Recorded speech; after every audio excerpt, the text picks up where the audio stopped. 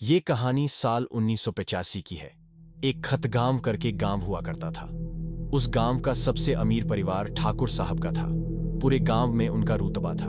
गांव का सबसे अमीर परिवार होने की वजह से सबसे ज्यादा नौकर भी उन्हीं के यहाँ थे। राजा ठाकुर और उनकी पत्नी सुमित्रा ठाकुर काफी सख्त स्वभाव के थे। घर में नौकरों के प्रति उनका रुख सख्त ही रहता था। अपने नौकरों की छोटी से छोटी गलती पर भी वो उन्हें बहुत सुनाते थे। उन्हें एक बेटी और एक बेटा था। बेटी का नाम था गायत्री, जिसकी उम्र मात्र 7 साल थी, तो वहीं बेटे का नाम था कार्तिक, जो कि गायत्री से 2 साल छोटा था। एक बार हुआ ये कि गायत्री का जन्मदिन था। राजा ठाकुर ने इसी खुशी में पूरे गांव को इसीलिए अपने घर पर भोजन को आमंत्रित किया था और साथ ही गांव वालों को दान भी किया था। राजा ठाकुर के रिश्तेदार भी उसके जन्मदिन उसे बधाई देने उनके घर आए थे। सभी ने गायत्री को तोहफे भी दिए थे, लेकिन एक तोहफा ऐसा था जो गायत्री को सबसे ज्यादा पसंद आया। वो थी एक गुड़िया। कुछ दिनों हुआ ये कि ठाकुर साहब के घर की एक नौकरानी घर के पीछे वाले हिस्से में कुछ पढ़ रही थी, लेकिन तभी सुमित्रा ठाकुर वहां पर आ गई। उन्हें लगा कि वो नौकरानी कोई जादू टोना कर रही थी, इसलिए वो उस पर बहुत चिल्लाती और उसकी बहुत बुरी तरह बेइज्जती की।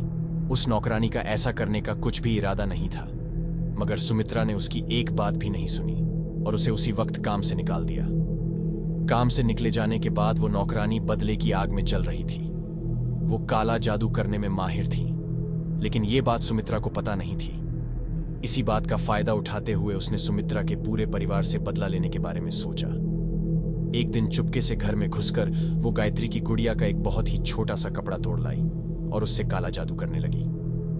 गायत्री को गिफ्ट में मिली हुई गुड़िया से अटैचमेंट बढ़ने लगी थी। उसने उस गुड़िया का नाम बारबी रखा था, लेकिन जैसे जैसे दिन बीत गए वैसे ही काले जादू ने अपना असर दिखाना शुरू कर दिया। गायत्री के पेरेंट्स ने और घर काम कर रहे नौकरों ने भी ये नोटिस किया कि अब गायत्री उस गुड़िया से बात करने लगी थी। जब भी गायत्री उस गुड़िया से कुछ कहती तो गुड़िया से कुछ अजीबों गरीब आवाज आती थी। ऐसा लगता मानो वो गायत्री से बातें कर रही हो। ये तो अभी बस शुरुआत थी, क्योंकि हालात तो अभी बहुत बिगड़ने वाले थे। कुछ दिनों के बाद रात के समय गायत्री के कमरे से चीखने चिल्लाने की आवाज आने लगी। जब उसके पेरेंट्स उसके कमरे में जाकर उससे इस बारे में पूछते तो वो यही कहती कि वो गुड़िया चीख रही थी। बाद में तो गायत्री और उसके भाई कार्तिक के खिलौने तो अपने आप टूट जाते थे। उनके बंगले में से कभी किसी के रोने की तो कभी हंसने की आवाज आती थी। गायत्री के पेरेंट्स जब भी उससे इस बारे में पूछते तो वो ये कहती कि ये सारी हरकतें उसकी गुड़िया कर रही थी। वो हर बात का कसूरवार उस गुड़िया को ही ठहराती थी। ये सब जानने के बाद घर में काम कर रहे नौकरों में खौफ का माहौल था और देखते देखते ही देखते एक एक कर वो नौकरी छोड़कर जाने लगे। इतना सब कुछ भी कम नहीं था, बल्कि उनके बंगले के सामने से गुजरने वाले हर शख्स को उनके खिड़की में कोई लड़का खड़ा दिखाई देता था। वो हर आने जाने वाले को भयानक हंसी के साथ देखता रहता था। कई बार ठाकुर साहब के पड़ोसी आकर उनसे कहते थे कि आपके घर में कोई लड़का खिड़की पर खड़ा रहता है। इन सब बातों से राजा ठाकुर और उनकी पत्नी सुमित्रा ठाकुर परेशान हो चुके थे। साथ ही उन्हें गायत्री की चिंता भी होने लगी थी। इसलिए उन्होंने अपने घर की शुद्धि करने का फैसला किया। घर की शुद्धि करते वक्त पंडित जी को पता चला कि किसी ने उन पर काला जादू किया था। उन्होंने इस बारे में एक महान साधु के बारे में बताया जो कि उनकी मदद कर सकते थे। बिना देर किए राजा ठाकुर ने उस साधु से संपर्क किया और उन्हें सब कुछ बताया जो उनके साथ हो रहा था। वी साधु उनकी मदद करने के लिए तैयार हो गया।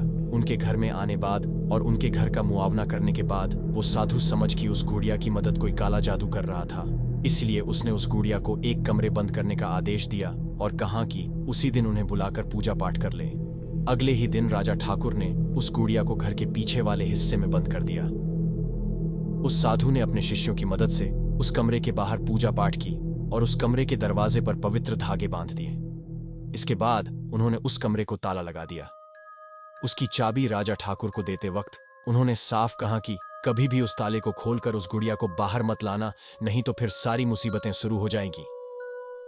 राजा ठाकुर ने उनकी बात मान ली और वो दरवाजा कभी नहीं खोला।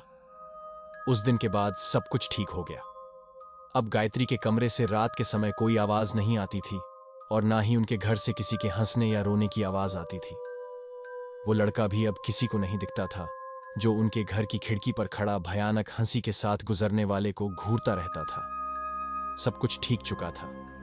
जो नौकर काम छोड़कर चले गए थे अब वो भी वापस आ चुके थे। ऐसा कहना गलत नहीं होगा कि उनके घर की खुशियां वापस लौट आई थीं।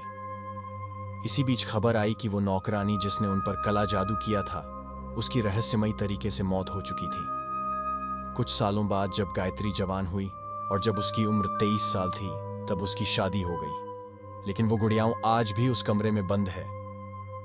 तो दोस्तों, आज की वीडियो में बस इतना ही। वीडियो पसंद आया तो मेरे चैनल को सब्सक्राइब करें। धन्यवाद।